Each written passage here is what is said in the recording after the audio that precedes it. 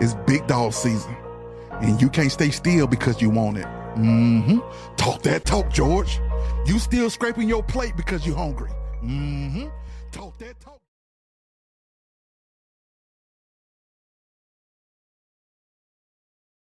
Good morning. Today it is Sunday. It is March 16th. The year is 2025. It is a beautiful Sunday morning. We had a major storm come through Atlanta last night, and amazingly, everything, for the last 2 to 3 days, they said watch out for tornadoes, hurricanes, frogs falling from the sky, earthquakes.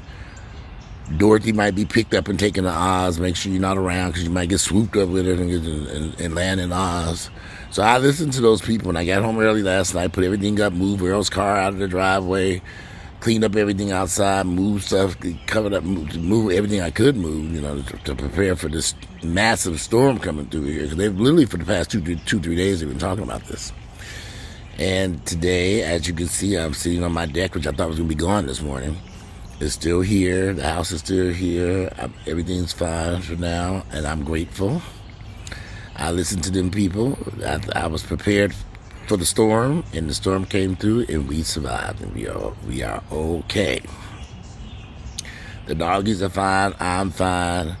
The house is fine. I don't even see no branches around here in the way, so everything's okay. I don't see any knocked overs. Everything seems to be okay. I'm gonna walk around the house and make sure. The roof and shingles seem to be intact. I had one roof and shingle fall out last week. I had the roofer come back and replace this roof and shingle because another storm about a week or so ago knocked one of the shingles off. He had to come put that back on. That was $100 to put that on there. To lure him back over here, I said, I need the shingle put on there. But overall, today is a beautiful Sunday. Earl, let's update on Earl. Earl is still stable at the hospital. Everything's going fine. He is back on some type of life support. He's on a ventilator because he had the flu, y'all. He tested positive for the flu. He had his pneumonia. His lungs were filled with fluid.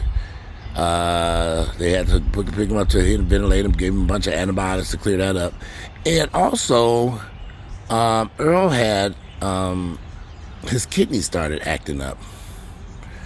And so they had to put him on a low level of dialysis. But in the midst of all this, the doctors come in and say, well, are you going to keep him on life support? I'm not going to keep him on life support. Why would I pull the plug on these minor issues that we have going on here? He was just in rehab, going just fine. Everything was going great. Now all of a sudden, we talking about terminating the man's life? Get the fuck out of my face. And do it now. Ignorant ass. Y'all, I know y'all love these white folks in America. They don't love your black ass. So that's where we're at. He back on there. I'm giving him the few days. I'm giving him the time he needs to recuperate and get back in shape and get back better so I can pull him from that hospital around these evil white people and take him someplace else. Prayerfully, I can bring him home and then run him someplace else. I'm actually going to run him. Once they give him the clear, once we get out of there, I'm going to run his ass to another hospital that same day. Get him the fuck away from these crazy people. The hospital he's at, he should have never went there for rehab, and I knew that. I said, we better not. And I told her, I said, you might not want to go there. But he's like, I'm close to everybody. I should have stuck to my word. We not going to that hellhole. Stay the fuck out of Emory Decatur Hospital is a hellhole. Even the people who work there don't want it. They said no. Even people who work there don't want it. They said if they get sick, they don't even want to stay there. But, y'all, you reach a point in life where you get exhausted. Like I keep reiterating this because it's very important. I had so many conversations with Earl about his health, the drinking, exercising, working out, taking so many conversations. Y'all, I lost count. You're talking about thousands of conversations since the moment we met in 1996. And Earl just did not listen. Earl listened to his crazy mama, his crazy family, his crazy friends. They didn't care about his health. Because they did care about his health. They all would have been in line with me saying, Earl, this drinking problem needs to stop. You need to stop this damn drinking and take care of your health. Nobody pushed that but me. Of course, I became the enemy because I'm telling you to stop drinking and take care of your health. Every fighting argument about this man being drunk all the damn time. It's ridiculous. But I do follow me because when I first met Earl in 1996, I saw this problem then, but didn't quite understand alcoholism. I didn't really have, growing up, I didn't have in my family, we didn't have, I had one uncle that had a drug problem. He wasn't a drinker that I know of, but he had drug problems. He had been in the Vietnam War. But in my family, I didn't see cousins, uncles, aunts, dealing with alcoholism. I didn't even know it. Earl was probably the first person I met in my entire life in 1996 who was battling alcoholism. At the time, I didn't know what it was. And it took me a few years to realize, okay, this is not getting better. This is getting worse.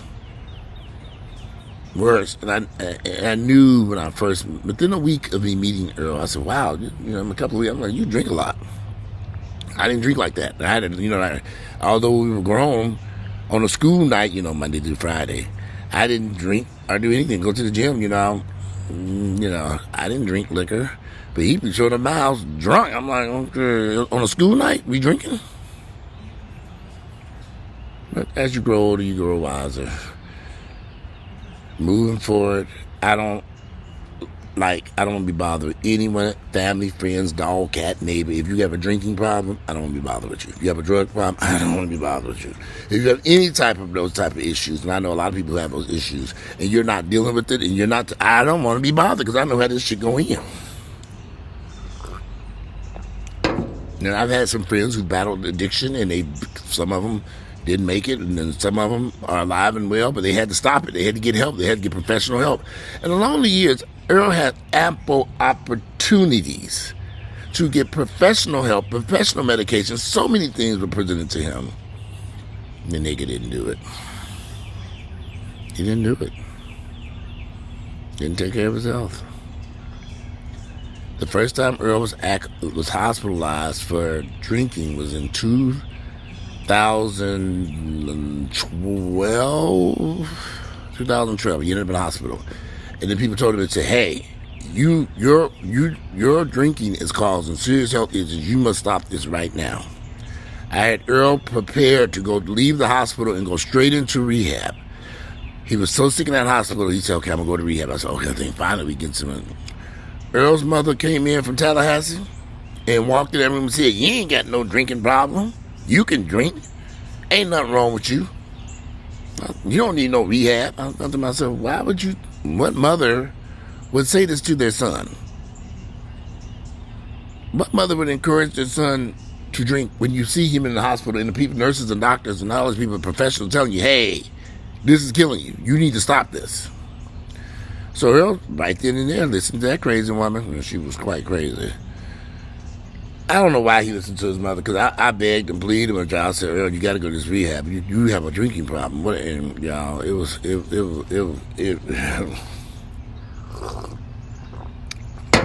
well, and so here we are. March 16th, 2025. And unfortunately, because he didn't heed the good advice of those doctors and nurses,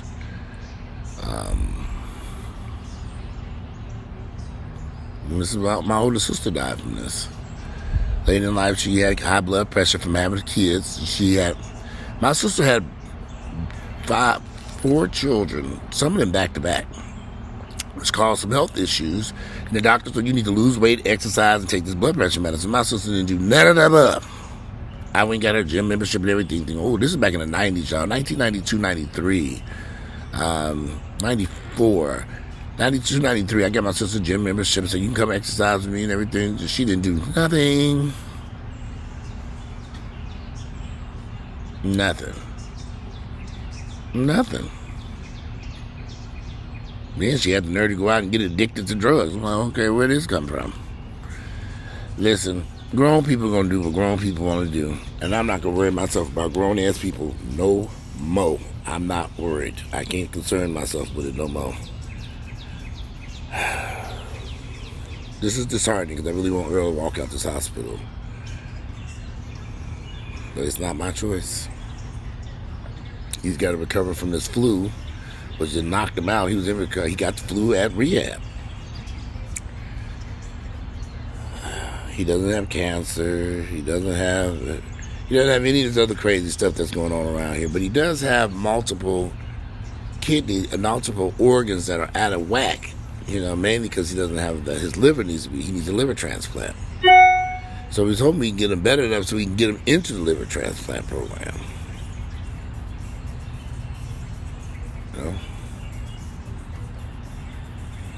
That's why it's so important to go to your doctor's office and get everything checked out. If he'd have caught this a year or two ago, some things could have been done. But in 2012, it was put right in front of his face.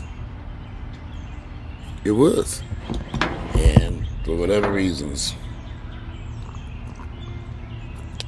It's funny. I remember them doctors, y'all. I keep bringing this up because them doctors was on my ass about my blood pressure, y'all, back when I was in my 20s. They stayed on me. Ooh. And I was compliant, sort of, but I wasn't as diligent with being compliant as I am now. But back then, I'm doing different stuff, going here, doing that. All I had to do was take a blood pressure pill and do cardio and exercise and avoid salt. I mean, it was such a simple thing. When I look back and I said, what was the big deal? Shit. Why did I make it such an issue? Why did I don't know what was going on back then. I can't remember. But I remember going to doctor's appointments and sometimes my blood pressure was not in line. But I quickly called on that a black nurse. And my doctors, I was with the same doctor for 25 years.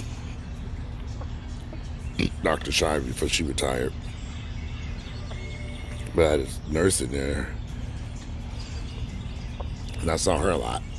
She stayed on my ass. Ooh, she rode my ass, y'all. She did. She practically cussed me out.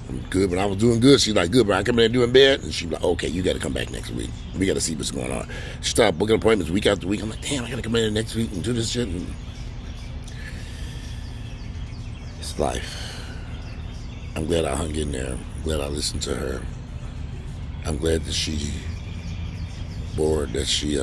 I didn't reject her advice. I took the medications. I did what she told me to do. We even had to switch medications a couple times. I didn't want to get one. I was taking one medication out. My weight plummeted. I said, damn, my feet started hurting. I called her. I said, my feet hurt. She looked up. She said, come on in. We got to get you another one. Just to the side effects, we got to reduce the dosage. I ain't stopped taking it because of that. I just switched medicine. And we finally found a medicine with no side effects. It worked. I didn't have weight loss, severe weight loss. It was a journey. It was a journey that lasted from the 90s into the 2000s, because as you get older, things get changed. Now I'm on 3 medications. I take them every night. My blood pressure's fine. I check my blood pressure. Everything's okay. I have a little device in my bathroom. I check it in the morning. I check it in the evening. I check it in the afternoon. I check it. I'm supposed to log and write it down, but I just check it. Okay, good. We good to go. Rock and roll. But I've always taken care of my health. I've always taken care. I only got one body. Why would I not take care of it? I wasn't doing drugs around here. I wasn't excessively drinking. I love to exercise. I might go to the gym. I'm going to go up to the hospital. I got to take these dogs to get groomed, and then I'm going to run by the hospital. Ooh, I need to text these people.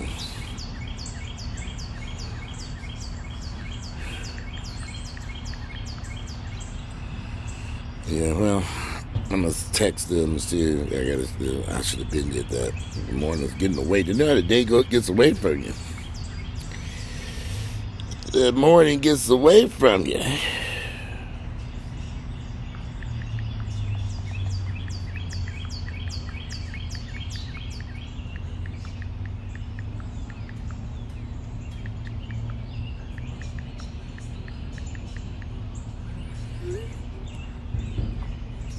But it's a beautiful day. I can't complain. My heart is heavy, y'all. It is. Kind of heartbroken over here.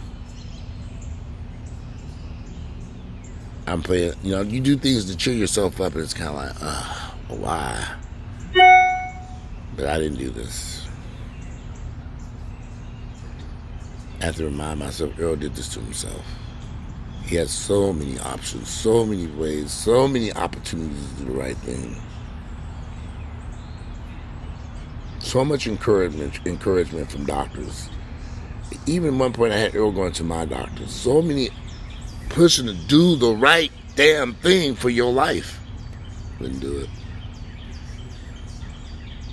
Even when he got a prescription a few years ago, this medicine to take to stop drinking, wouldn't take it. I'm like, are you taking it? I ain't gonna tell me what to do. Why you keep asking about these pills? Take the fucking medicine, you dumbass. I just left it alone. I said, okay, this is starting to... I really wish I had left this alone in 1996, truth be told. It's been a journey.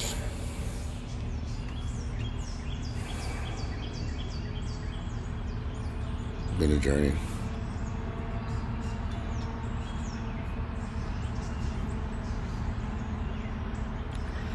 It's been a journey.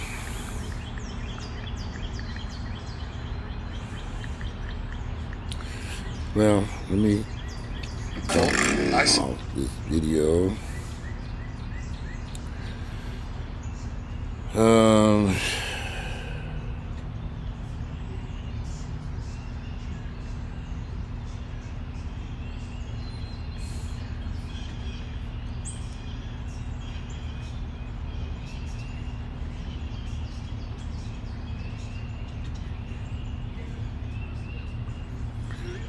Well, they just text me telling me I hate the way some businesses operate through text message.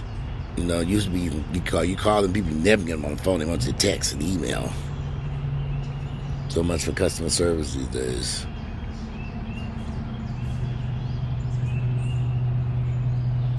Well, gotta get my day started. Today is Sunday. It is March 16th. I use the bathroom this damn coffee. I love drinking this coffee. Then it made me use the bathroom, which is a good thing. That's a good thing. We take the small good things too. You gotta go use the bathroom, go use it, honey. In the comfort of your home. It is a beautiful day. I was really worried about the storm last night. I was like, oh, this storm's coming through here. I'm gonna wake up that disaster going over this neighborhood. Amazingly, I still have electricity on, the power's on, there's not a lot of debris out here. It is what it is. Well, I hope you all have a beautiful Sunday. I hope you're not stressing out about, I hope the storms that swept through across America last night didn't do much damage to your home. You're able to get out and get around. Hope you guys are doing well, and to get my mother on the phone because I'm going to call her next and I stopped this video. I went over there looking for her ass. She wasn't there.